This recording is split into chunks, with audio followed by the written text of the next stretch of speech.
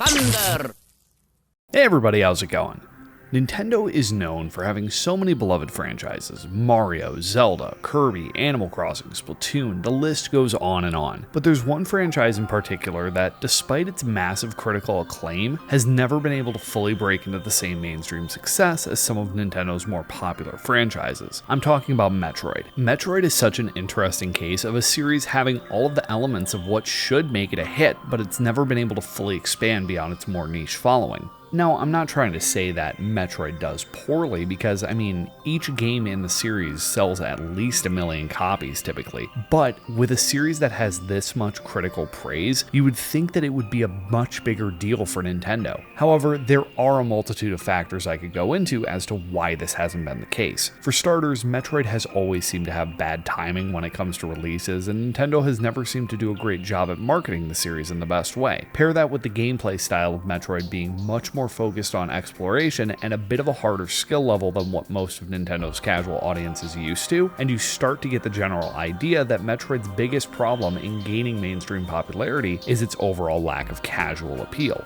But despite all of this, I don't think that these factors should stop Nintendo from trying to break Metroid out of its niche. Metroid is still an incredibly high quality series, and it absolutely deserves its chance to shine. Now, unfortunately, up until recently, the series has been fairly dormant, and because of that, it hasn't had a real opportunity to be introduced to new audiences. However, this might not necessarily be a bad thing for the series because I think that there's a bit of a silver lining here. In the time that Metroid has been dormant, fans have been hungry for something new in the series. Luckily, a bunch of indie games have been popping off lately in the Metroidvania scene. You have games like Ori, Hollow Knight, Axiom Verge, and a ton of others sort of filling the void left by a lack of new Metroid releases. What's interesting is that some of the games have gained a lot of popularity to the point that all of a sudden, the Metroidvania style of gameplay, which was once a bit more daunting to the casual audience, is now becoming more popular than it's ever been. I do have to believe that this did aid Metroid Dread in performing as well as it did. Now, of course, I think that Dread was already going to be a success regardless due to the Switch's install base, and people have been clamoring for a new title. But I do still think that the rise in popularity of Metroid-inspired games had to have helped at least a little bit in attracting newcomers to the series. So now you have a situation where Metroid is back in the gaming conversation again. You have Dread being the best-selling Metroid game of all time, and you also have Prime 4 Beyond on the horizon. With that game being one of the most anticipated games at the moment, it really feels like a lot more eyes are on Metroid than they ever have been, and I think that if Nintendo takes advantage of this momentum and plays their cards right, this could potentially be Metroid's big moment. So I do have some thoughts on how I think Nintendo needs to handle the release of Prime 4. The biggest thing Nintendo needs to get right with this game is how they market it.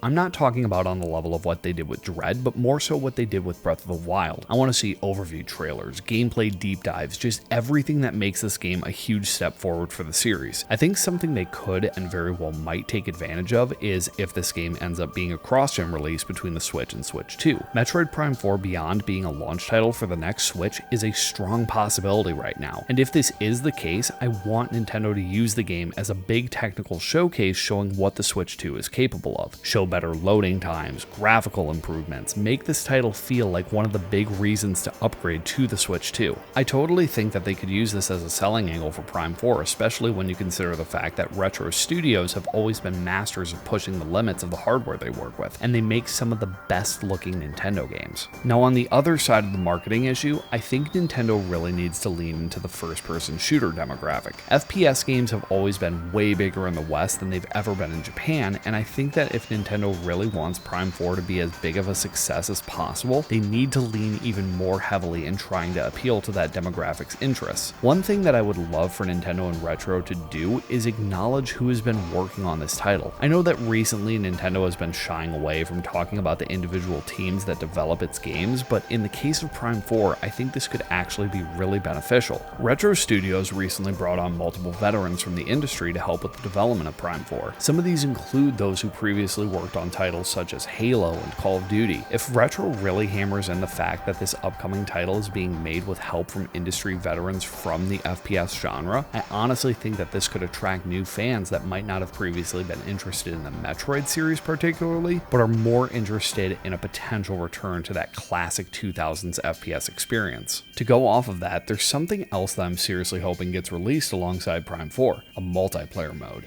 I still believe that to this day, Metroid Prime Hunters was Nintendo's best attempt at a true first-person shooter. While the main Prime games are much more exploration-focused, Prime Hunters is absolutely a core FPS experience. Hunters was one of the best multiplayer experiences I've ever had on the DS, and I've always thought that it would be perfect to bring it back to the Switch. Hunters always had the feel of a classic arena shooter while still retaining that Metroid charm. I also think that if they were to expand on the different playable Hunters in a new version, they could take advantage of its similarities to the ever-popular hero shooter genre. I feel like some sort of return to Hunters feels even more likely when you take into account that Psylux from that game seems to be the main villain of Prime 4. Could be a great way to sort of bring things full circle. While multiplayer for Prime 4 isn't necessarily a must-have, I think it would be the type of thing that a lot of players would find attractive. Just the mere potential to return to that classic multiplayer arena shooter feel would be a great selling point, especially when many modern shooters, Halo included, have been falling short of recapturing that same essence in their multiplayer modes. Another thing I want to touch on is something that doesn't actually apply to Prime 4 directly, but it's still something that I think Nintendo should really reconsider taking advantage of if they want to make the most out of Metroid Prime's grand return. I'm talking about putting Samus in Fortnite. This is something that still baffles me as to why Nintendo turned down the idea of putting her in the game. Now, I understand that Nintendo is super overprotective of their IP and they potentially don't want Fortnite muddying any of their characters' reputations, but at the same time, Samus would fit right into a game like that. She comes from a sci-fi shooter game already, so I don't think the idea of her running around with guns in Fortnite is too far-fetched. Besides, it's not like Samus is Link or Mario. Those two I can understand Nintendo wanting to protect even more because of how controlled their branding has been up to this point. But with Samus, Metroid isn't exactly Nintendo's most mainstream franchise, so what harm would it really do by putting her into the game? So what if some kids see her and treat her as Samus from Fortnite? Metroid already has its core following, so if some other kids who play Fortnite see her in another game,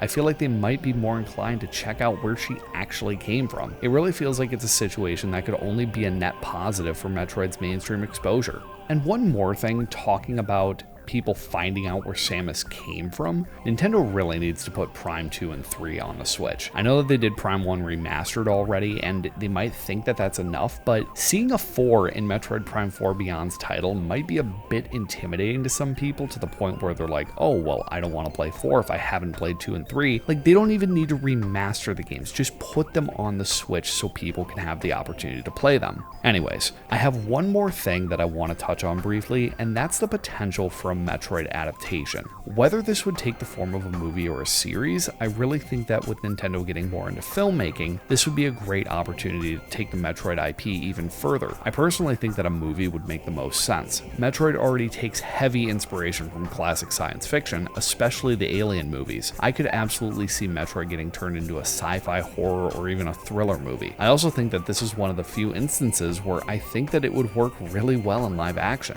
But with that being said, if Nintendo didn't want to go the live action route, I also think that Metroid as an animated series could work well too. I personally would much rather have a series because it would give everything much more time to breathe. Metroid isn't all about combat and horror elements, that's just a small part of it. Metroid is much more about its aesthetic, its environments, this almost ethereal feeling that the games have to them. If Nintendo did decide to invest in making Metroid into a series with a heavy focus on this idea, I really think they could make something super special and unique. I don't know, I might be getting ahead of myself. I just think that this series has so much going for it and so much potential to be even bigger. Either way though, I'm happy that we're seeing a return to the franchise at all. Hopefully Nintendo does right by Metroid so we don't get Prime 4 and then immediately go back into a 10-year hiatus again. If at the very least Prime 4 can perform as well as Dread, I don't think we have anything to worry about for the future of this series. Anyways, these are just my thoughts on the future of where Metroid could be going, and I'm curious to see what you guys think about the series as well. But for now, I think that's enough out of me. So if you guys like this video, feel free to like and subscribe, and I will see you all in the next video. Later!